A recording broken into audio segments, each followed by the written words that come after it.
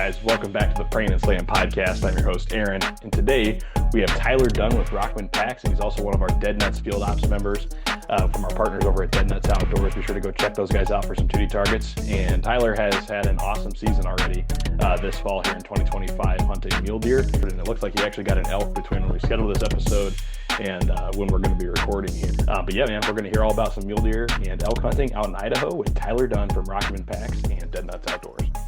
What are you up to today? Just hanging around. Had the boys today, so made it pretty easy. Yeah, heck yeah, dude. That's awesome. They home from school or what? Yeah, we here in Idaho we don't have school on Fridays, so. Oh, at all?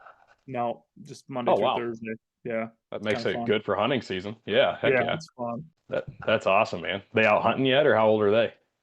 I've got a six-year-old and a 3-year-old, and then we have a 1-year-old girl. So the two boys, they'll come out every once in a while, but not shooting yet. So yeah, man, that's awesome. You're a busy dude. Yeah, it's fun. Yeah, I just got the 1 3-year-old and one on the way, so my life's about to get a little busier here in January. So yeah, right on. Heck yeah, man. When you said she's due, or your baby's due January? Yeah, here like the end of January. So might end up on accident with 2 February babies, but either way, we're working it. Heck yeah, so that's awesome. Yeah, man, excited about it for sure. Got the second boy on the way, so it'll be a rowdy house. Yeah, sweet. That's fun. That's awesome. I got the 3. His birthday's in February, so he's almost 4, but he likes to go out to the range with me when we go to the rifle range or archery range, and he's got his own bows and stuff, but I let him shoot the air gun. It has no recoil or whatever, and he just loves that. And then the last time I was out, I had the 6.5 PRC out playing around with it, and he was amped to shoot it, and I'm like, all right, man, like let's play around. I got the suppressor on it, and when I'm shooting it, it seems like no recoil. And I put it on a tripod for him, and it definitely jumps more on a tripod than it does laying off bags and stuff. So he got one little scope bite, so he felt what that felt like, and he was like, I don't know if I want to shoot that anymore, man. So I'm like, I hope I didn't scare him away from it. Yeah, no, he'll get some weight on him. He'll be all right. Oh yeah, that's what I told him. Is you just got to keep eating your meat, dude. Get big like that, and we'll be shooting the big guns again. Transition here a little bit. So we've been doing some series with the Prayin and Slayin podcast, with conservation guests and Operation Hunt, which is our like veteran guests and stuff like that on. And then next year we'll be transitioning totally into just anybody and everybody that's got a cool hunting story to share, man. We'd love to have them on and hear a little bit about them, who they are, who the people are that are the bulk, all the blue collar guys like you and me that make up the hunting industry, dude, and all the people out there just having a good time hunting. So just want to learn a little bit about you. Obviously, I know you work with Rockman Packs, so definitely want to dive into that a little bit, or whatever you want to share about working in the outdoors industry. And then, of course, you've had a heck of a lot more successful season than I've had so far. So we want to dive into your mule deer hunt, and you got an elk between when we scheduled this thing and recorded it. So maybe hear about that too. Cool. Yeah. No, I was born and raised here in Idaho. And me and my wife, we've been married for 7 years now. And yeah, we just got busy having kids, and that was always, both of us growing up, that was always our goal, is to have a family. So that was our main focus. And I never wanted to be an old dad, like I love the idea of being young with kids. So yeah, it definitely poses challenges, like raising kids right now in the world. It's expensive, and sometimes your friends, or you see your friends, they're out hunting all the time, snowmobiling, doing all this fun stuff they can afford. And sometimes you're like, oh, you got to give some stuff up to raise a family for sure. So, but that's what we chose to do, and I wouldn't change it. It's been awesome. Anyway, how old are you right now, if you don't mind me asking? 28. 28. Okay, awesome. Yeah, definitely doing it. And you got a 6-year-old, so you were right out of the gate when you launched the family, man. That's awesome. Yeah. So I graduated high school. I actually served a 2-year mission for my church. Oh, sweet. And so when I got home from that, I met my wife, and we got married pretty quick, and started having kids pretty quick. So, but no, I've always been an entrepreneur. I've never held a job of an actual company. So I started in sales, doing some door-to-door sales, and it was good for us. Didn't love it. So we actually started a food truck business called the Corndog Company. And so we own 2 food trucks, and we run them all summer. And it does so well for us in the summertime. I've been able to do different things in the winter, which that's how I got into the outdoor industry. Is I had from about October to March where I wasn't running my business. And so I got in with Rockman doing their expos and stuff all throughout the winter, which was pretty fun. Heck yeah. That's sweet, dude. So like the corn dog company, was that like what you wanted to get into, or did you just know that there was a niche for some corn dogs out there and there's people in Idaho love them? No, if That's you would have asked awesome. me, like, first of all, just owning a food truck in general, I would have never. I'm not a chef. Like, I don't cook, other than just, grilling stuff on for meat, whatever. But um, yeah, no, that wasn't at all on my radar. But there was an opportunity to get into it, and I saw the numbers on it, and when it comes down to like, because I would always think, food truck, I think barbecue Yeah. trucks are all over the place. And those are the real food truck guys. They're up all night smoking pork butts and ribs, and then they got to guess exactly how much they're going to sell, and it's a process. When you're selling corn dogs, man, it's so easy. Like, Yeah. it's an easy business model to do, and you make really good money because you can do a lot of events and big stuff, and everyone Yeah. loves a corn dog. We do the fresh dip corn That's it. dogs. So anyway, it's a fun business. I don't know how long I'll do it. I've been doing it for about Yeah. 5 years now, and I don't know how long I'll do it, but it's been great for us so far. So Heck yeah. Something you can kind of do and travel around in the summer when you're not hunting. And I mean, kind of a fun gig too. It's like one of those anomaly jobs, it's just you don't really think about, but it sounds actually kind of fun. I mean, like you said, you can do any type of event you could imagine, fairs, parking lot, whatever. And it's like you name it. And like you said, I don't know if there's anybody that you're not going to not have customers at a corn dog food truck. yeah, you show up to an event, like if you're just going to a concert, you're going to a fair, a rodeo, whatever, and you see the lines, you're like, oh man, all these lines trying to get food. Well, those guys are raking it in. Yeah. Like, it is good. It's a cool business, and it's fun, and it's getting a little saturated in Idaho. There's a lot kind of new trucks coming in, but the cool Hmm. thing is when you've been around for a while, when people think, who do we want to book for this event? You're on kind of a short list, which has been nice to kind of grow that name. So That's anyway, yeah, awesome. it's fun. Heck yeah, dude. Yeah, you're right. Down here, I mean, we are stationed in Texas now. So, uh, barbecue food trucks as far as the eye can see down here, pretty much. And actually, one of our neighbors has got one, and he goes up to there's a dentist office on Tuesdays. He's at Blue Cord Barbecue, I think is his business. But yeah, like you said, if we're out doing like a family walk in the evening or whatever, he's out there. He's chopping meat and doing everything in his garage up till 11 Oh yeah. o'clock, doing it all. And then he's up there, taking his truck wherever it needs to go. But yeah, that's cool. Just out of curiosity, was it like something you guys researched, or did you just like we like corn dogs? Seems like we could get into this. How did you guys originally decide like let's start a food truck and let's get corn dogs? Yeah, I don't like corn dogs actually. Like, I was the kid that didn't like, a microwave corn dog. It wasn't my Yeah. favorite.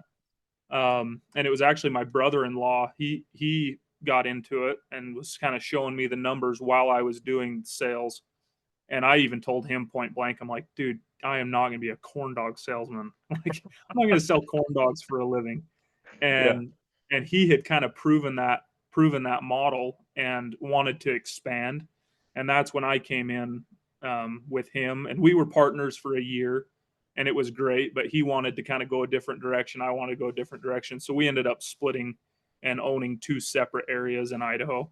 Okay. And so we kind of do our own thing now, but it's still the same company. And you'll actually see them. It's franchise, so we own franchises of it. So you'll actually see them all over Utah, Idaho, Montana, Wyoming. There's quite a few around.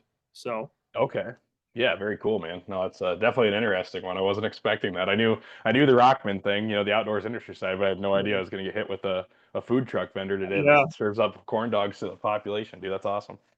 Well, then, Well, and so you I also have my general contracting license. We're just building a house right now. We build some oh, cool. houses throughout the year too. So Yeah, jack of all trades. That's awesome, man. I Very don't know if cool. I'm good in any of them, but I do them all. Hey, people are hiring you, people are booking you, man. You're good at it. No, Yeah.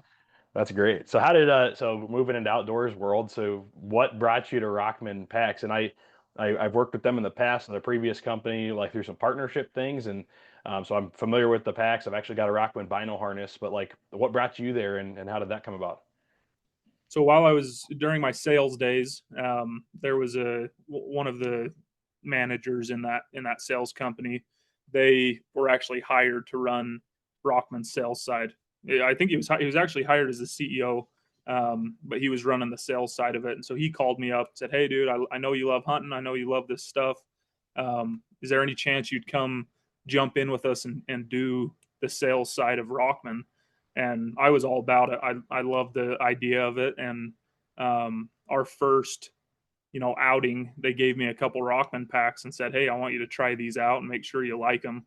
And yeah, I was hooked. They're awesome. So yeah, I traveled with them for the last 4 years. I've traveled with them to 3 or 4 expos per year. And so we've been to Vegas and Reno and all the different expos, and it's been awesome. It's been a fun ride for that. And then obviously that's where I met Corey and got to kind of get into the dead nut side of just helping out. Sometimes you get in a little too deep where you're trying to help out different companies and you don't Oh do a yeah. great job. That's kind of where I'm at. Hey.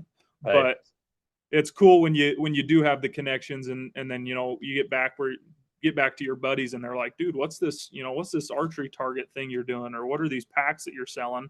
And Mhm. that's where I've seen a lot of success, is just kind of getting them out in my little area. So Yeah, for sure, man. That's the best way to do it, getting hands on with it, just like going to an expo. It's kind of the weird thing between.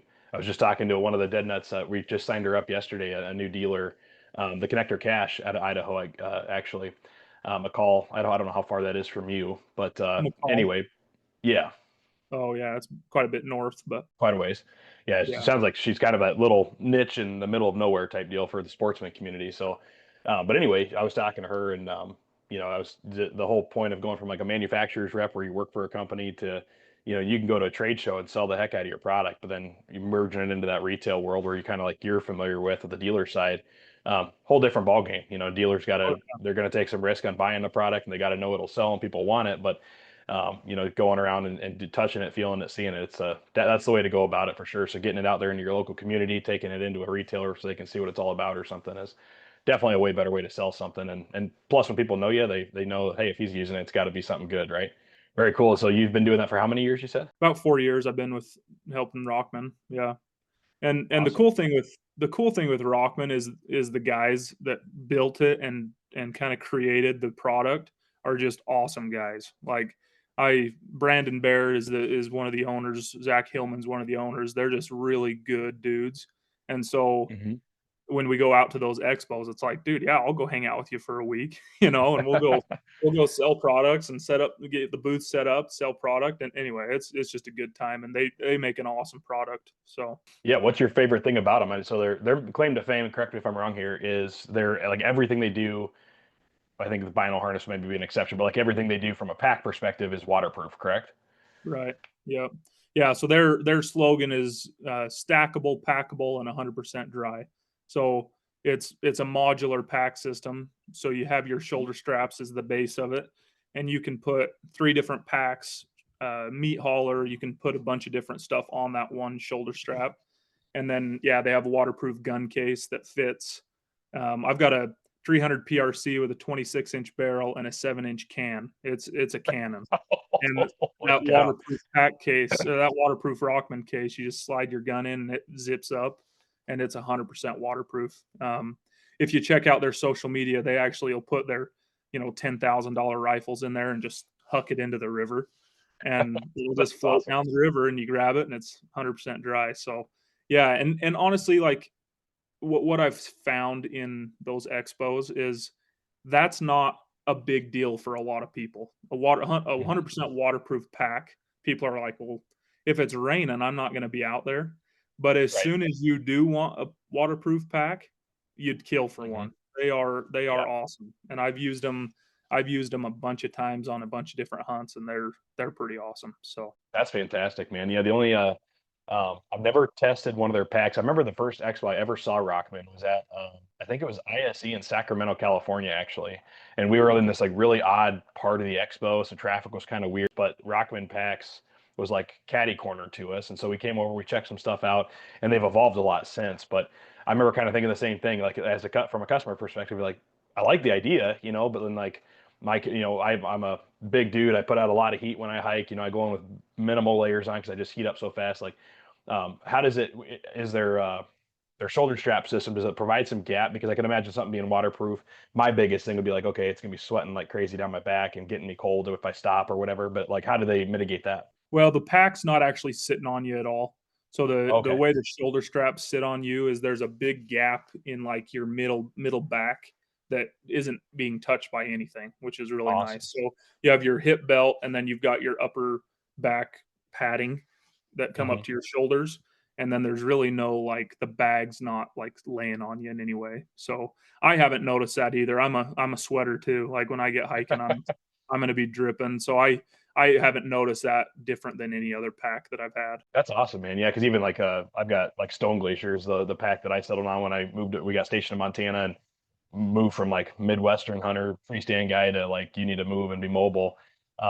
And it was just I actually went down to their factory and that's kind of what sold me on it was like I got to try it on, try the different frames to see which one fit me, all that stuff. But even that, like it gets hot and you start moving around in those pads that run the full length of your back if they're making contact. So that's cool that they have a gap in there. And then even cooler that it's waterproof. Do they have, is it like a significant like weight difference or they keep things pretty lightweight? You know, that was a big thing. I remember when I was doing my research for packs, it was like all about ounces, right? Right. But so how do they play that game? Well, there's always your you know, the lightweight like Stone Glacier and Exo packs and all that. You're gonna, yeah, you might be able to cut some ounces. But my biggest thing is like once you kill something and you're loading it on your bag, those ounces are really don't make a big difference. You They know, don't like matter.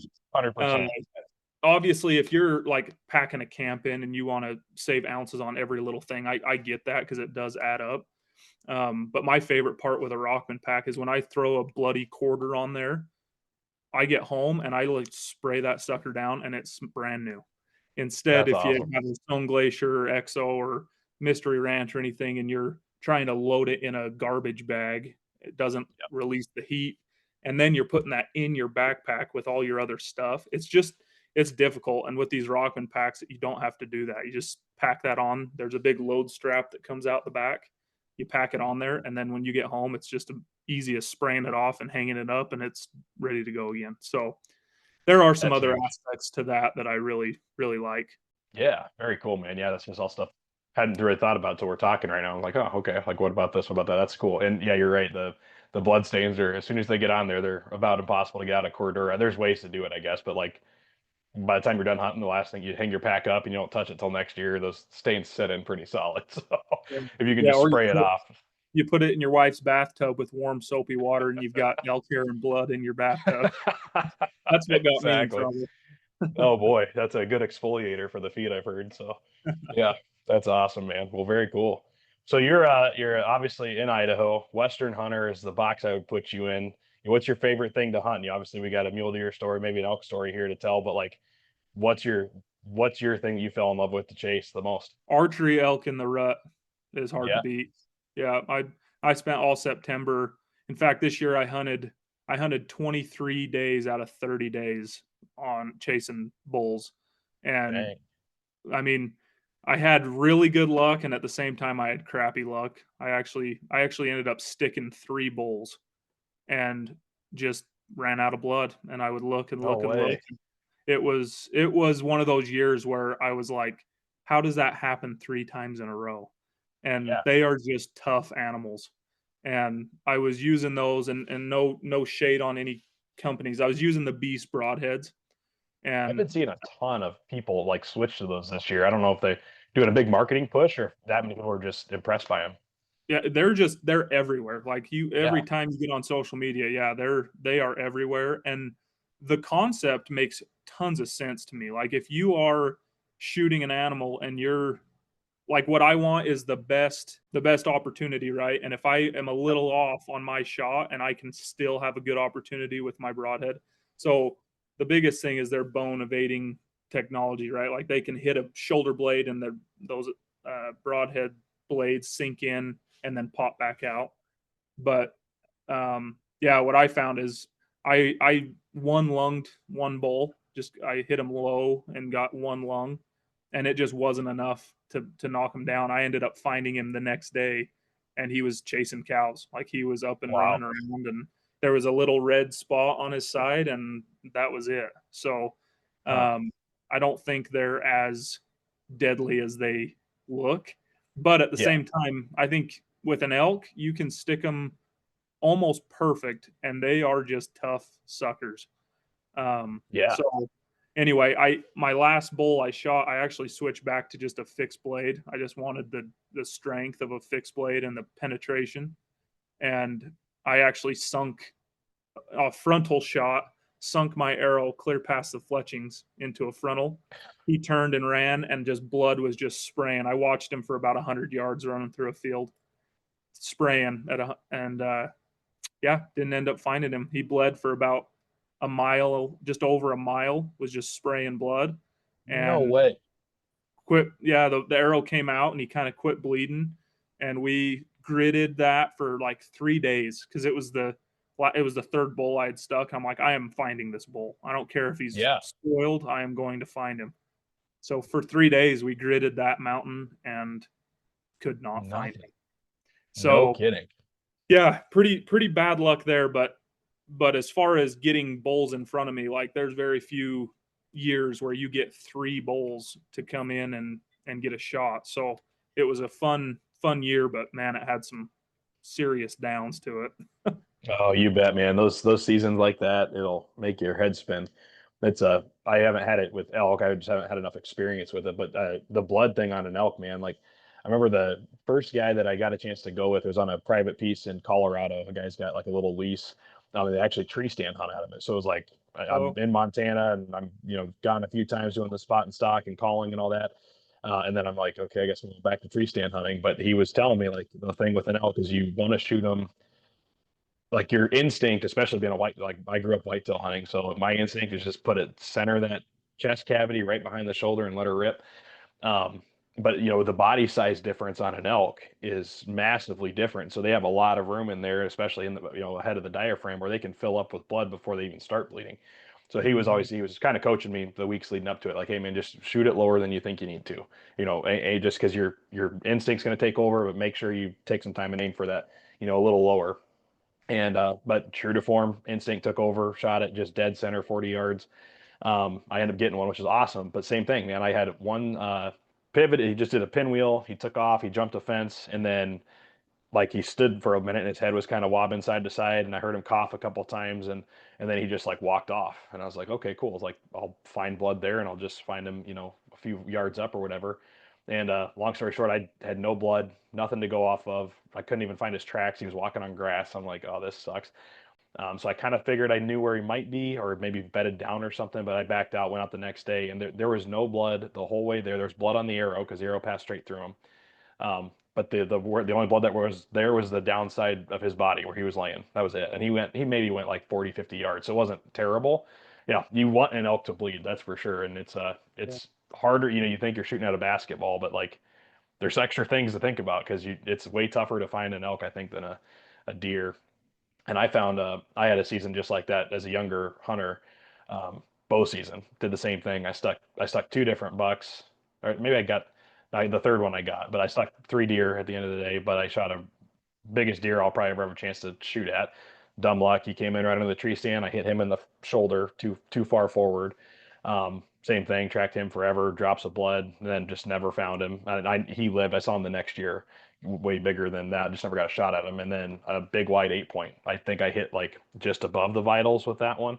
But I switched arrows. I switched broadheads. I switched everything after that season. I'm like, what in the heck is going on, dude? I was shooting like the Muzzy fixed blades because Oh yeah. economics plays in as a young hunter. Like I can go to Walmart and get 6 muzzies for the price of any other broadhead 3 pack. So that's what I was doing. After that I switched, went mechanical. I'm like I need to make sure it flies just like a field point and all that. But and now I'm back to a fixed blade like you. What fixed blade are you shooting? I just had the Montac G5s. Those are solid, man. They There's a are. lot of guys that use them, and I've never seen anybody say anything negative about them. They're just a rock solid broadhead. Yeah. Yeah, I killed a bull last year at 88 yards with one of those, and it flew Holy cow! perfect, stuck him right in the back, right in behind the shoulder, and I had no issues finding him. So they fly, I think, better than people like to think they do if you have it tuned right. Yeah, That tuning's everything, dude. That was I'd never had a bow tuned beyond like just getting it from the shop and them setting it up and all this stuff. And I remember I was shooting a Martin Firecat, I think. And anyway, I remember I took it when I moved to Montana. I took it to straight six archery and had them tune it because I was just up there for something else and I was working for another company, so it's kind of like checking out their store for sales and stuff like that. But I brought my bow with me while my wife was doing whatever she was doing for the military. And yeah, I brought it in there to get tuned, and I couldn't believe it when I got home, dude. It didn't matter what I threw on that arrow; it was flying straight, and it was like 30 yards, 40 yards, 50 yards, 60 yards, just like bombs. And I'm like, oh my Mhm. gosh, that makes a huge difference. So, some guys that just get into archery and they're inconsistent, like go get your bow tuned to make sure it's done by a good shop, and you'd be blown away at what your bow can do compared to what you think it might be able to do. Yeah. So you're a primary archery elk hunter, but today's story is about an awesome mule deer hunt that you had. You told me it was going to be way better than your wife's fork horn that she got. Yeah, no, my wife, she didn't grow up hunting, so I have to touch on that for a second. Yeah, she didn't grow up hunting. She grew up on a farm around, a lot of people that hunted, but her family didn't hunt a lot. So I just begged her. I was like, just try it. Let's just go out and try it. And here in Idaho, my dad owns a piece of private ground that get deer on it. Not big bucks. Like we've killed a couple nice bucks off it, but nothing crazy. Um, and I took her out there and just to experience being out there and watching over there. There's so many does. You'll watch 70 to 80 does every morning and evening just come feed into the canyons and feed out into the fields. And what she really loved was just being so close to them because we'll sit in a canyon, they'll come right down in there, and you'll hear the babies, mewing at the moms, and just a cool experience. And then she was super patient. Like her first 2 years, she did not want to kill a little buck. She was like, if I see a buck that really gets me excited, I'll shoot one. So she actually did. She killed a couple. Her first buck was a nice 4 point buck, and then last year she killed a big wide 3 point. But this year we were, due to my lack of killing elk, we were low on meat, and I Yeah, hate buying meat at the store, and dude. so yeah, she's like, "Hey, I'll shoot the first buck I see. I don't care if it's tiny, like we need meat." And I'm like, "Sounds good to me." So we went out and yeah, she put the hammer down on a little forked horn and got it home. And between her buck and my buck, we ended up getting about 40 pounds of hamburger. Heck So yeah, dude. This episode is powered by Dead Nuts Outdoors, makers of the most lifelike, lightweight, and weatherproof 2D archery targets in the world. That's right, I said 2D. We're talking full-size animals that bring the hunt to your backyard. Whether you're dialing in before the season or just burning daylight with your bow, Dead Nuts Targets makes practicing fun, training on full-size animals to ensure every rep in the backyard converts to success on your trips to the field. Built to last, easy to haul, compatible with any backstop, and 100% made in the USA, Dead Nuts Outdoors is a proud supporter of our veterans, investing in conservation and rooted in building a better, more confident community of hunters every step of the way. They are proud supporters of the Prayin and Slayin podcast network, and you can get 10% off your Dead Nuts targets by using the code Prayin and Slayin at checkout. That's Prayin and Slayin at your checkout or visiting the link in the show notes. Dead Nuts is helping us all hit the spot, not the dot. Hit it, Dead Nuts. Now, let's get back to the episode. well worth the trip. But no, my buck, yeah, I was over there looking at my dad's ranch, looking around for hope every once in a while a nice buck will come on there.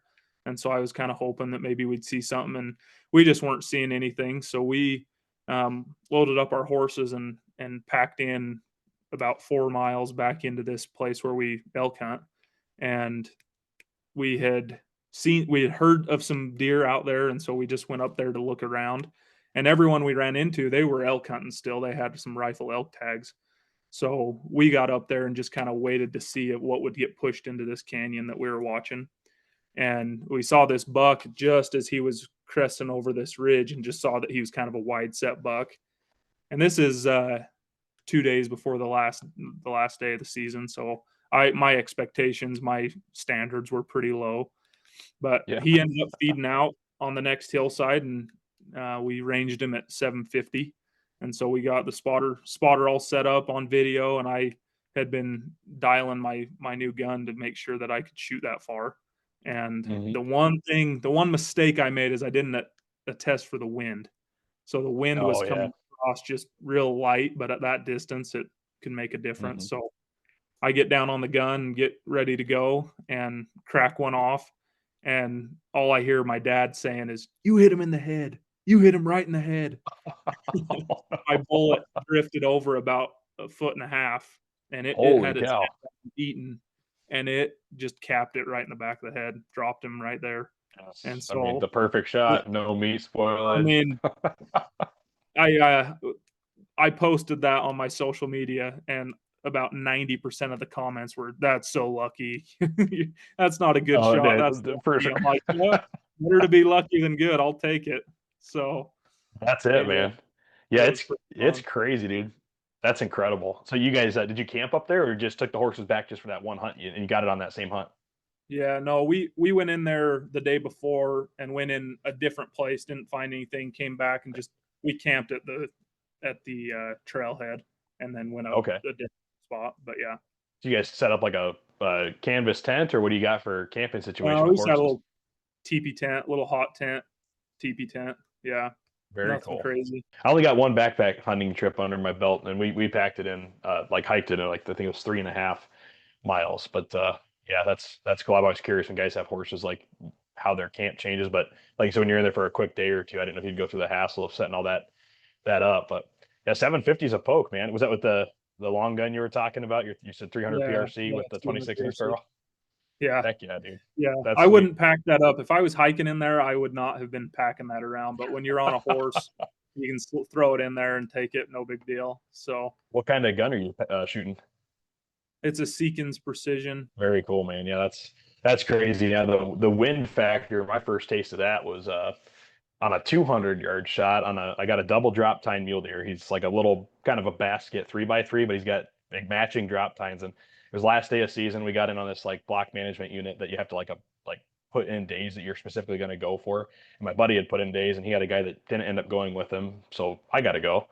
And anyway, yeah, 200 yards across the river. I mean, that wind was howling. It was like 30, 35 miles an hour that day. And I didn't think much about it. I'm like 200 yards, 6.5 by 300 is what I was shooting. Like I didn't even hold for wind at all. I put it right where I wanted it. And yeah, it hit him and he kicked and took off and I knew he was hit good.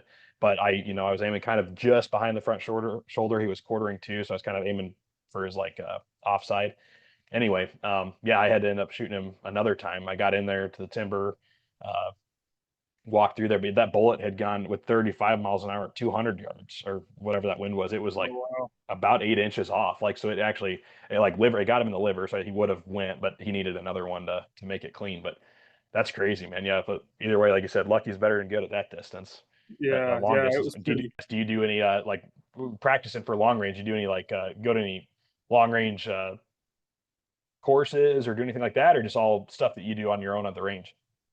Yeah, we set up a range, um, there on my dad's ranch. So we'll just set it up and I don't do anything competitive or anything like that.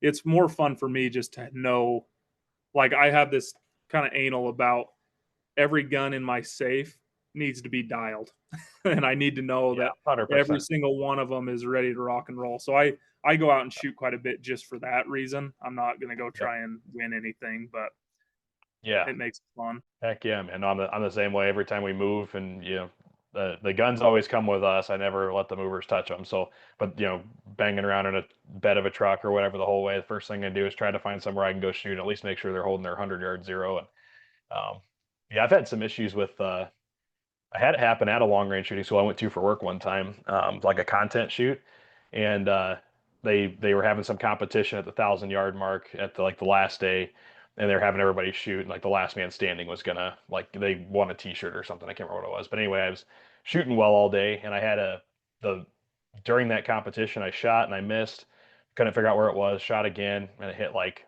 100 yards in front of the target. And the guy's like, that's weird. Shoot again. They were normally only doing two shots, and he's like, shoot one more time. So I shot, and it was like 50 yards short of the target.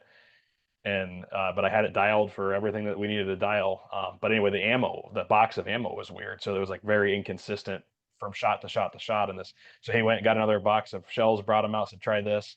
Made sure it was a different lot number. I shot, and I hit on the first shot. So that was kind of neat. But I'm running into that right now. And I don't not bashing the company. I love Hornady's Precision Hunter, the ELDX. I don't have a gun that I've got in my safe that doesn't love shooting that stuff. But with my 6.5 PRC specifically, I don't know if I have a weird lot going on, but I've got where I've had to adjust my dope several times between boxes of ammo for like, I mean, 200 to 400 feet per second difference from what the box advertises, which is crazy. So anyway, just interesting stuff there too. You know, you got to look out for when you start getting at distance, 200 yards, 300 yards, like you're going to hit the vitals, but you get beyond 300 and all of a sudden your major drop difference or shooting way high because it's faster or whatever. It's kind of crazy. That's crazy you say that because I have had issues with misfires with those Hornady ELDX, the Precision No Hunter. kidding. Yep. Yeah, so they actually just sent me out a new box because I shot and half of the shells didn't fire out of my. Holy I was cow. shooting that out of my 270, and yeah, I called them. I was No like, way. hey, because I went and got my firing pin tested, and it was hitting the perfect depth, and so I went and bought just a cheap some Remington core locks, and it shot every single one of those. And then so I called Hornady. I'm like, hey, something's up with this. So they sent me out another box, and the same thing happened. And I'm like, okay, I don't think that's my gun. Like, I think that is the No. ammo. And so I haven't heard back from. I told them that same thing happened. I haven't heard back from them, but I don't know. That's weird. That's it. Yeah, that's so crazy with the 270 of all things. So Yeah. all three guns, took them out to the range, took my wife's 6.5 Creedmoor out there. Um, Creedmoor shot great. The 6.5 300 shot great. PRC, I noticed that 200 yard or 200 feet per second. I was doping difference for 200 feet per second slower on that because at 200 yards I was dropping like point 0.8 mils, which is crazy from where it should have been hitting. Anyway, and then I got the 270 out. I've got a Winchester Model 70 featherweight 270. That's what I shot my first mule deer with. My wife shot her first deer ever with that. I've always shot the Hornady Precision Hunter ELDX out there, but I had the same thing. I shot 4 different shells that didn't fire. The fifth shot fired. But at that point, I'm like, I don't know if my gun needs some help or what, because it kind of felt like maybe it was shooting a little, but I haven't shot it in so long. It's kind of been a safe queen ever since I got the PRC and the 6.5 300. But anyway, so then I flipped the box around and started eating from the back half, and same thing. I got like 4 shells in before one fired, and I was like, but since then Mhm. I took my gun home, assuming it was maybe my firing pin. I haven't gotten back out there to shoot it, but they had a sale at Shields there in Great Falls, Montana on the 270 specifically. And I had a buddy go in there, and because you could only buy like 4 boxes a day, so I bought 4 boxes. My buddy bought 4 boxes, went back and did it again. So I've got a ton of it laying around, but it makes me wonder if it might not be a weird lot out of that maybe, but it's the same thing, that 270. Huh, My gun's not interesting. firing it either. Yeah, that's weird, but yeah, who knows? This is turned into a Hornady customer service Yeah. podcast, but Hopefully we don't get silenced or something. for sure. Yeah, that's crazy, man.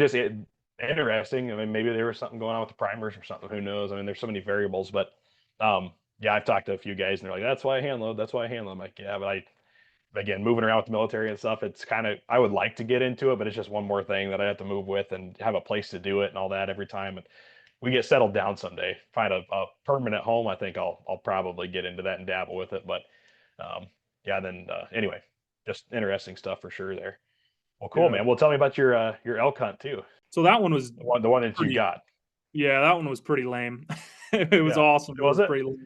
We just I we have this spot where we've gone for the last few years where it's near some serious private property. When I say serious private property, it's like you do not go on it Okay. under any circumstances. So we hunt near it, which is hard to bow hunt that. It's really not smart to bow hunt it because you can't control once you stick a bull how far it's Right. going to go, which direction, all that stuff. So, but there are elk in there, and we see them all the time. We've got cameras in there. So I'm like, well, if I go in there and just start, pounding timber, if I see something, it's not going to take off running more than 100 yards, more than likely. So, anyway, I just went and was just real smart about property lines and just kind of cruised up through there. And the cool part about it is my grandpa, when he passed away, he left his tried and true 30-06 to my dad. And for Christmas a couple years ago, my dad kind of renewed that, redid the stock and everything, and gave it to me.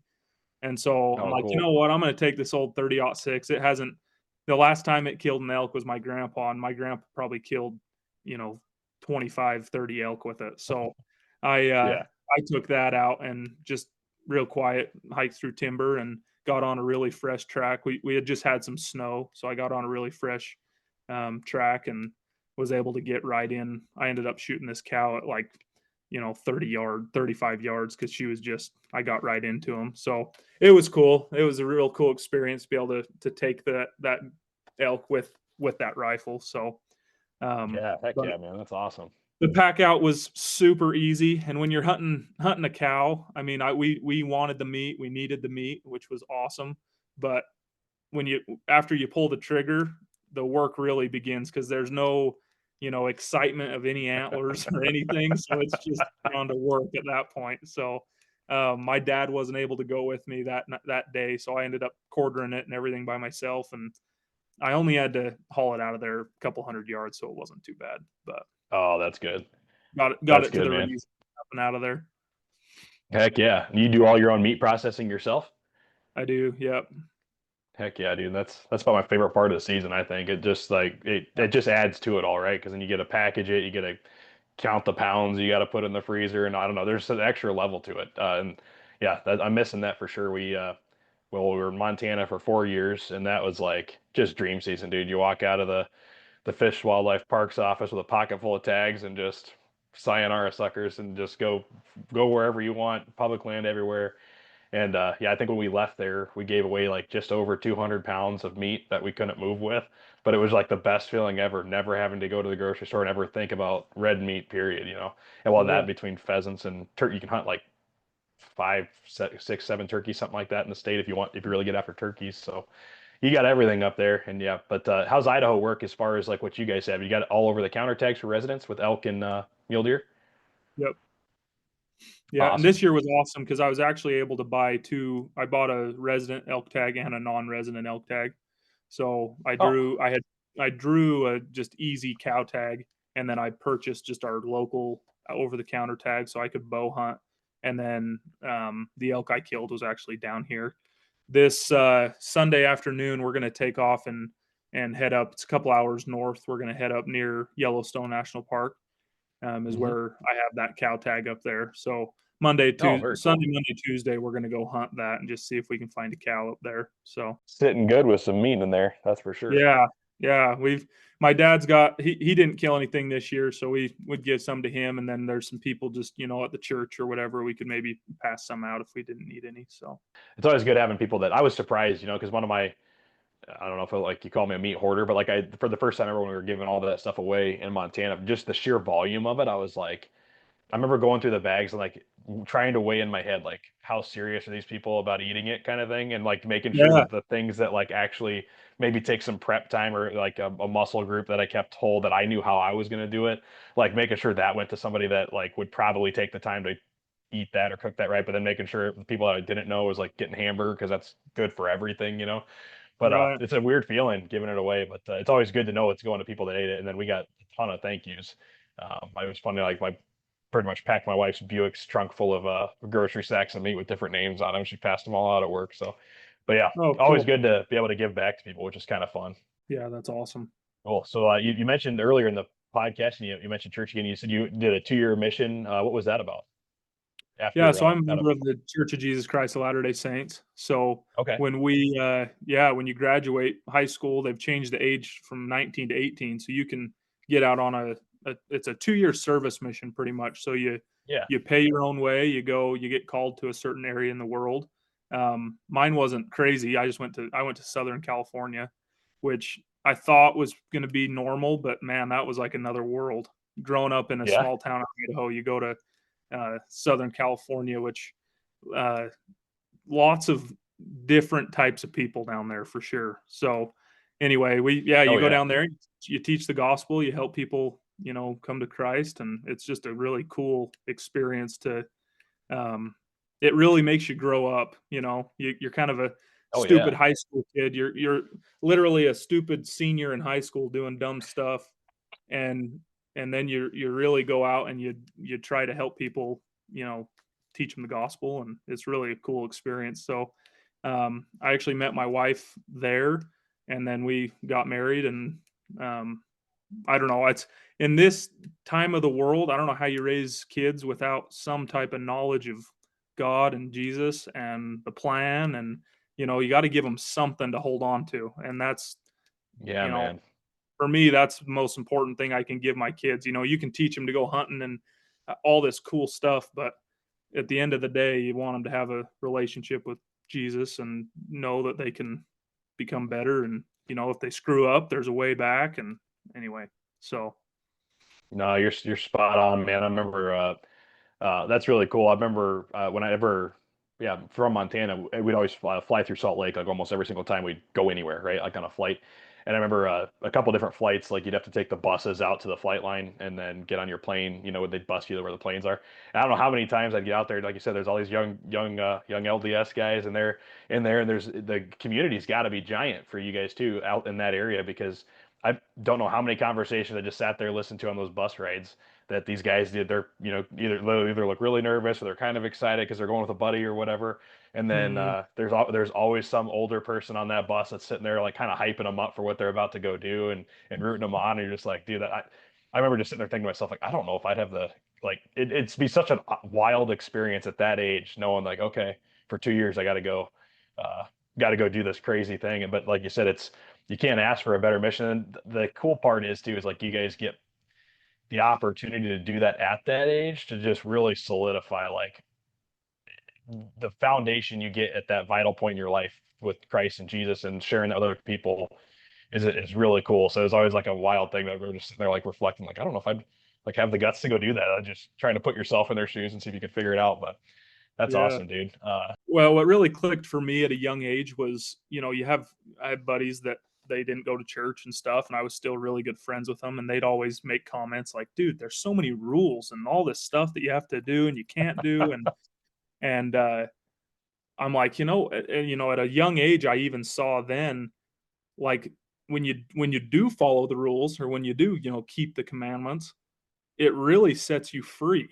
It's really It keeps you does. from, the different addictions and different problems and um, stuff that people deal with in the world. When you just follow the rules or follow the commandments, do what God asks you to do, it really makes you free. It's not what binds you down. It's sin that binds you down. So I remember at a Yeah. young age that clicking for me. And so all the rules that you have to follow are like, that's easy. If it's going to keep me from having to deal with that later in life, that's easy. You know what I mean? So I Yeah. attribute that keeping me out of a lot of trouble. Oh, for sure, man. A relationship with God and Jesus, it definitely will. But when it sits in the back of your mind, and this, like you said, you got your. I remember going through. I grew up. Lutheran church was like the primary church that we'd go to, um, and I remember sitting in like the like youth groups, and you go through like your confirmation phase and all that stuff, and like go to like these Wednesday night things for like youth stuff. Anyway, and just kind of like you'd see the guys that were there like too cool for school, but there's always that weird lingering thing in the back of my mind, kind of like you could feel there's something bigger to it all, and Yeah. but it does when you set yourself in it and immerse yourself in it, it does tie you down in a way that's like it makes you think twice on a lot of things, which is good. And then you reflect back in your life, and you're like, oh my God, thank God that I had that faith at this time, or thank God that I was just thinking just right enough at that time, because it does shape your life as you go. But like you said, it keeps you out of a lot of just general trouble. And it's not like, and then what Jesus did takes care of the rest anyway, right? So when we found out we were pregnant with my son, it was kind of this really cool thing. It was like a 3 year journey for us, that whole deal. And then I remember like about the time he was, I think about one, it hit me, and I'm like, everything kind of is relatively easy, just like getting him through life, feeding him, changing him, teaching him this, teaching him that. His favorite thing to watch right now is iguana hunting on, the Python Cowboy on YouTube. I'll leave Yeah. it on all day, and he runs around with his fake shotgun shooting iguanas all over the place and whatever. And that stuff just kind of comes natural almost to him, like just by watching dad or watching mom and a lot of things. But the thing that I started reflecting on the hardest is like that the responsibility that you bear to like pass that on to your kid because of, like you said, the way it's hard not, and maybe it's the age thing kicking in or what. I'm 35 now, so it's like now if it's like you look around the world a little different than you did at 20, but it's like, man, this place is pretty wild, spinning a lot faster than I feel like it did when I was a kid. And I got lucky enough to find my way that way. But it's like I've got to make sure that there's a foundation for him to go off of, because I know how it affected my life, and they're gonna I feel like they're going to need it more than we are, in a Yeah, way. We all need it the same, but just, yeah, looking at it from a dad's eyes is way different. And there's a burden of responsibility that definitely weighs on you. agreed for sure. And filling the freezer is the second burden. You got to teach them how to do that. No kidding. No kidding. Heck yeah, man. Well, that's so cool. Because you said you got your kids out, or the little guys do come out with you every once in a while. What's your biggest tip on getting a kid out in the field? Get them their own pair of binoculars. If they have their own pair that they can just, whether they can see anything out of them or not. I've always, I always have an old pair laying around or whatever that I can just throw on them. And first of all, it's cuter than crap to see your little kid, holding a pair of binos up. But Yep. that's been the funnest thing. So I've got the two boys now, so I try and have both of them have a pair so that they're not fighting over one. And then you obviously have to kind of take it with, like, if I'm going to go alone, I'm going to spend a lot more time in certain areas or whatever. But you have to keep it entertaining for them. So if you're not seeing deer for very long, you really have to move and, and For do sure. something, But Yeah. yeah, no, that's honestly one of my favorite things, to go over there and just spend time with them. And if we see deer, awesome. If not, we'll do something else fun for them. But um, Yeah. my oldest, he's been with me for three bucks. He's been able to see the whole process of, getting in close, shooting them, going, cleaning them, loading No them up, kidding. getting them home. And then my 3-year-old, so he was two last year. He was there when my wife shot her buck, so that was kind of cool. So they've been Yeah. around it. They think it's cooler than crap. So hopefully that it stays that way, and they can do it. Because I don't know, when I was raised, my dad hunted, my grandpa hunted. Like, I come from a lot of hunters, but they were meat hunters. They weren't the ones that are like, no, we're not shooting that. That's too small. They were like, dude, if that makes you excited, shoot them. Which Get them, I, boy. Yeah. if you can't get excited over a 2 point, you got to quit hunting. Like, it's For just an sure. exciting thing. And I understand being patient and, finding the right buck and whatever. But I love the kind of culture that I was raised in hunting, of like, hey, if it makes you excited, go for it. So that's kind of what I want to pass on to my kids too. Is just like, I don't care if it's a doe. If you have a doe tag and it makes you excited, go for it. You know what I mean? Yeah. So, Yep. and then you can kind of instill in them later on, like, hey, if you want to kill a big buck, you might have to wait a little bit and, pass up these little guys. And anyway, so it's just fun. I enjoy it. Yeah, man. Spot on. I thought well, the whole cycle of a hunter thing, you think you're going to grow out of it when you start reading that, there's the first phase where it's like get anything you can, and then you start hunting for different reasons as you go along, and then eventually it's like teaching somebody to hunt. And I thought I was going to grow out of the, if I got a tag in my pocket, it's going to get filled, but I just haven't. I still haven't. Like every time I There get is to go, dude, nothing. I'm like, There is I nothing am on a wrong with mission. Yeah, I'm on a mission to bring something home. Like if I go out, I don't know. I think, because I grew up.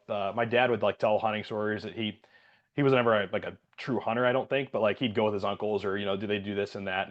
Periodically in his life he hunted and he did a lot of fishing.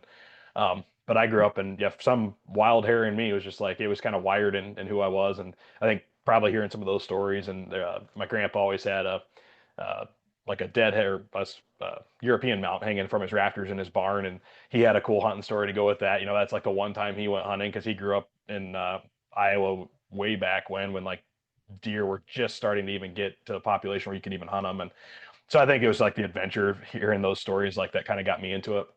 But anyway, like yeah, the one thing my dad did do a good job of is like kind of raising me to be a penny pincher up front. So I think part of it's like I'm investing time, I'm investing money, I'm investing gas, and all these different things. So like I think that's what builds up with me. It's more like, I'd really rather fill this tag than not fill the tag. And Yeah, if you I want have to the return. opportunity, I want a return on that investment. Exactly right. Yep.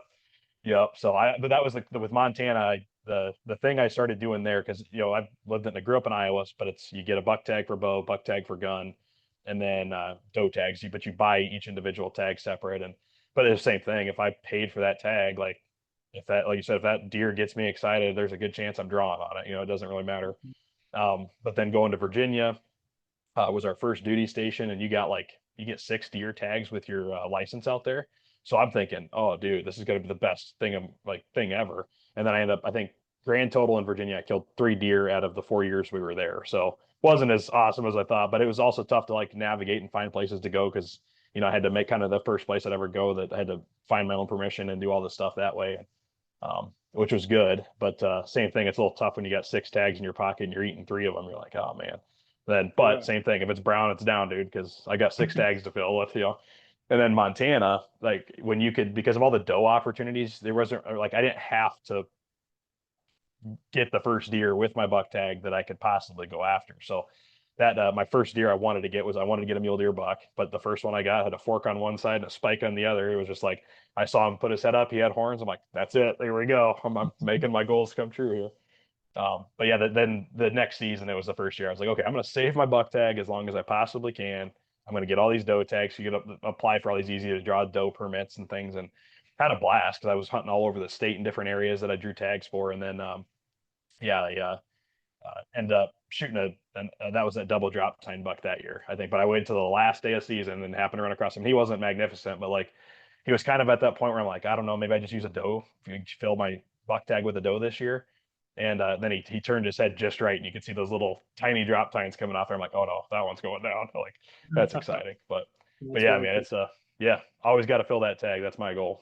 But here in Texas, it's really weird. You got a license, and same thing. You get a bunch of tags with your license, but it's like mostly pay to play out here. So that's hard for Uh, me because it's like you where are said, you in Texas? we're in Central Texas, Killeen right now. So she's stationed over at Oh, Fort Hood. I've been down there. That's a cool area. It is. The country's awesome. The terrain's really cool.